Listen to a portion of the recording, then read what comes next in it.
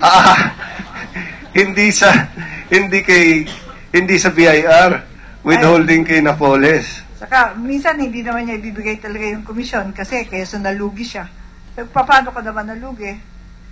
Sabihin niya kasi, na sobra dito, na gano'n, na gano'n. Para lang hindi niya mabigay lahat. It's so against her. In fact, you didn't ask, but in the year 2011,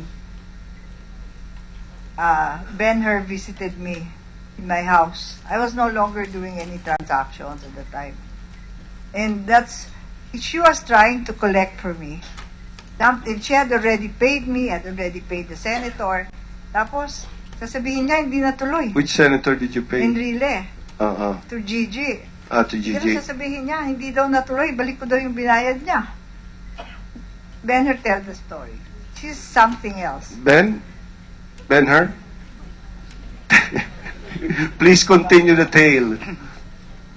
2011 po, pinapunta po ako ni Miss Napoles kay Ma'am Ruby kasi nung si Madam nakadiretso na kay attorney Jessica. Attorney, sino si Jessica? Jessica Gigi Reyes po. Gigi. Nakadiretso na siya. Okay. So, hindi na din po kasi parang wala na si Ma'am Ruby sa namin sa parang sa mga transaction, di ko na din nadinig yung pangalan niya. So, meron kasi si Ma'am Ruby parang backlog na transaction na hindi pa namin na-implement ng office. So, pinapalabas na hindi na-implement. So, project po ni Senator Enrile po yun. How much was this? That project was coursed through the Department of Agriculture. So, that's 45 million. 45 million? Ang project po. Anong date yun? Hindi ko sa ulado po yung ano. Sige.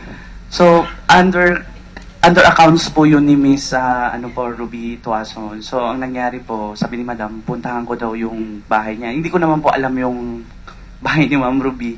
So, sabi ni Madam, binigay niya sa akin yung address. Tapos, ayaw ko naman agad-agad tawagan. So, nag-ano muna ako kasi anong sasabihin ko? Kasi ang sabi ni Madam sa akin, instruction niya, sabihin ko daw kay Ma'am Ruby, na hindi natuloy yung transaction. Yung 45, kailangan daw, isoli daw yung pera, ibalik daw yung pera. So, ikaw naging delivery of bad news tsaka collector? Ganun po kami lahat, mga empleyado sa office. So, pag minumura kami ng mga lawmakers sa lower house, kami po yung absorber. So, ang nangyari po, pumunta na po ako kay Ma'am Ruby, hindi ko alam. So, tinuruan niya ako kung paano sasabihin, ganun. So, may dala po akong index card na hindi ko ma-present dahil alam ni Ma'am Ruby na natuloy yung project.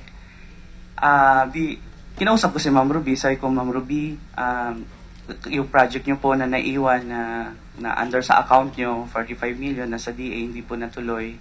So, okay lang po ba na, kasi po ang sabi ni Madam sa akin, ibalik yung pera na nakuha kasi hindi po natuloy.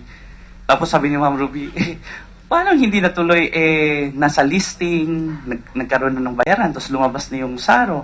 Tapos nakipag-communicate, tumawag na kayo kay, nag-ano na kayo kay yung isang staff ni Senator Enrile, nag-email na kami nung Memorandum of Agreement, endorsement. Tapos ba't sabihin hindi natuloy? At saka, kumbaga ang tagal, naniningil lang nung time na hindi na sila nag-uusap.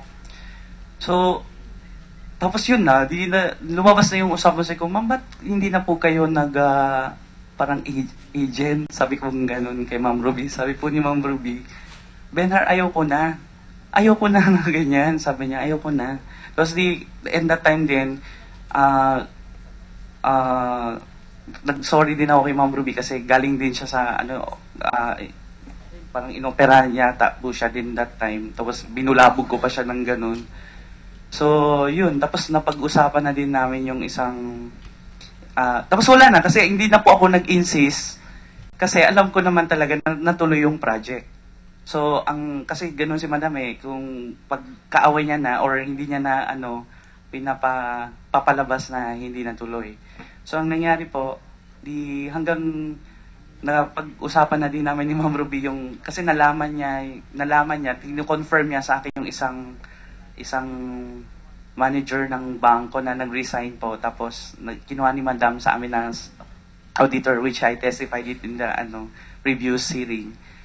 Tapos sabi niya, what happened? Ba't ganun? Tapos sabi, hindi niya ba alam na may, alam mo yun, na nag-resign yung tao para sa kanya, tapos ganyan. Tapos sabi ko, ewan ko sa kanya. Yun. So, yun na po. Tapos umalis na po ako kay Ma'am Ruby. Tapos nag-report na ako kay Miss Napoles, Madam, natuloy po yung transaction. Hindi na pwede isole. Ako na lang yung nagsabi po kay Madam ganun. Okay.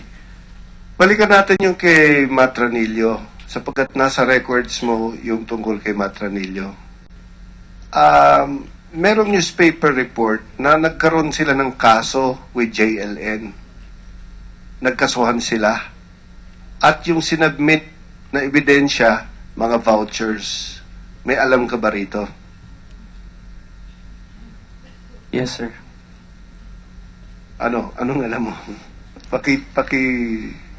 Kasi po, nung si Miss Ranillo po, si Mr. Matt Ranillo, so close sila ni Ma'am Pauline at saka yung mag-asawa